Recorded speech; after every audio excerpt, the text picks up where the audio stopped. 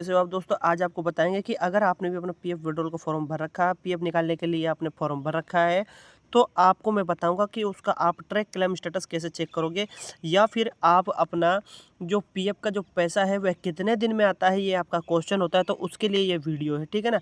तो मैं आपको यहाँ दे रहा हूँ, यहाँ से आपने अगर क्लेम कर रखा है तो आपको ये ऑप्शन दिखेगा। आप सबसे पहले गूगल पर जाकर ईपीएफओ टाइप करना, उसके बाद ये ऑप्शन आएगा मेंबर पासबुक का, तो इस ऑप्शन पर आपको क्लिक कर देना है। तो चलिए मैं फटाफट क्लिक कर देता हूँ।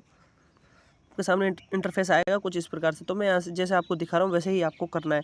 यहाँ पर आपको अपना यूएएन नंबर डाल देना है। यहाँ पर एक पासवर्ड होता है हर यूएएन का एक अलग से, तो वो आपको डालना है। अगर आप भूल गए हो, आपको पता नहीं है या आपका खो गया है, तो आप फॉरगेट पासवर्ड कर लेना, ठीक है ना? ज़रूर कर लेना। फॉरगेट पासवर्ड कैसे करते हैं, यूनिफाइड पोर्टल पर जाकर आप आराम से कर लेना। अगर आपको समझ में ना आए तो मेरे चैनल पर आप चले जाना, सानू गोडियाल पर आपको वीडियो ऑलरेडी मिल जाएगी, ठीक है? वहाँ से आप जाके देख लेना।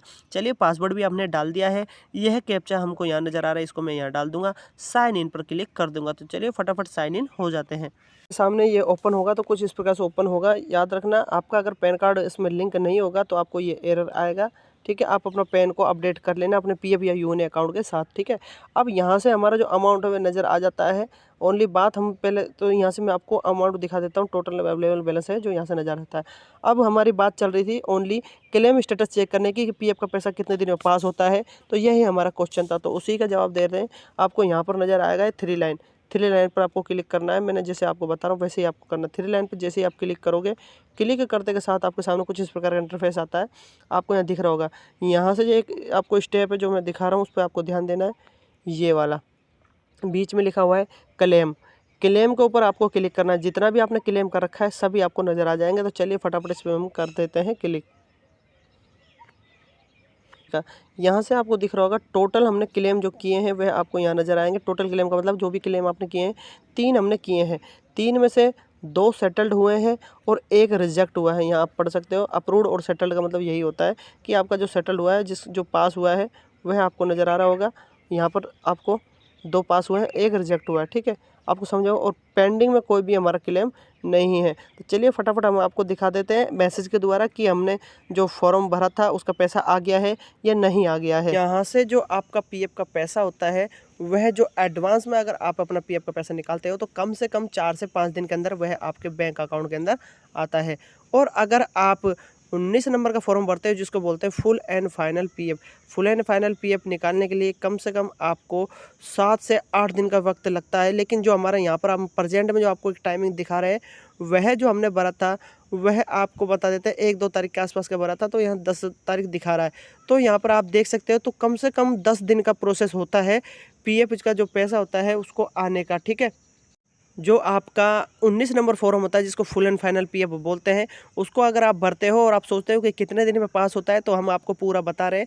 यह कम से कम 10 दिन, 11 दिन, 12 दिन का टाइम होता है, यह आपका हो जाता है। लेकिन ये ईपीएफओ के जो कार्यविधि होती है, ऑफिस होता है, उसके कार्य पर भी डिपेंड करता है कि उधर ऑफिस में कितना काम है, कितने फॉर्मों को सेटल करना है या कितनी कंप्लेंटें सुननी है, ये उस पर भी डिपेंड करता है ईपीएफओ की कार्रवाई पे, ठीक है? तो 10 से 12 दिन के अंदर ही ये आपका पीएफ का जो पैसा है फुल एंड फाइनल का 19 नंबर का आ जाता है, ठीक है?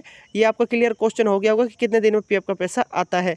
और अगर आप अपना टेंसी फॉर्म भरते हो, जो 19 नंबर फॉर्म भरने के बाद टेंसी होता है, अब टेंसी फॉर्म भरना ज़रूरी होता है क्योंकि पेंशन का पैसा अगर आपको निकालना है 6 मंथ से ज़्यादा की अगर आपकी सर्विस है तो आप अपना पैसा पीएफ का आराम से निकाल सकते हो, टेंसी का, जिसको पेंशन का पैसा भी बोलते हैं। तो पीएफ का पूरा पैसा तभी निकलता है जब 19 नंबर फॉर्म भरते हो और टेंसी फॉर्म भरते हो, ठीक है? तो यहाँ से आप देख सकते हो अमाउंट कोई मायने नहीं रखता, अमाउंट कम भी हो सकता है, ज़्यादा भी हो सकता है, सर्विस के ऊपर डिपेंड करता है। और आप यहाँ देख सकते हो यह 10 दिन तो मैंने वहाँ दिखाया था, 4 दिन ये, तो मतलब 14 या 15 दिन के अंदर आपका जो पेंशन का पैसा है उसका पैसा आपके अकाउंट में आ जाता है पीएफ का 14 से 15 दिन के अंदर। और आप यहाँ देख सकते हो अमाउंट है जो आ जाएगा 3 वर्किंग डेज, मतलब ये बोल रहा है जिस तारीख को ये सेटल्ड हुआ है उसके 3 दिन बाद आपके अकाउंट के अंदर आ जाएगा। वैसे तो कम से कम 1 या 2 दिन ही लगता है, लेकिन ये बोलता है कि 3 वर्किंग डेज के अंदर आपका पैसा आ जाएगा।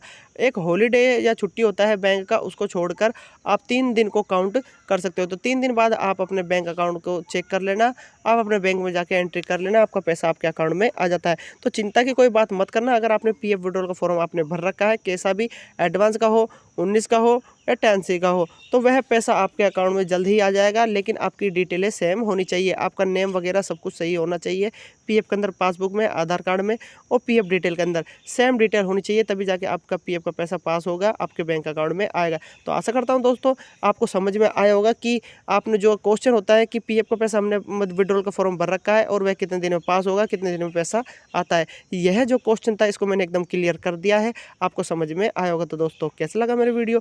अगर मेरा वीडियो आपको पसंद आए तो लाइक करें, आगे शेयर करें और पीएफ से संबंधित हर जानकारी पाने के लिए मेरा चैनल सब्सक्राइब करना ना भूलें। धन्यवाद।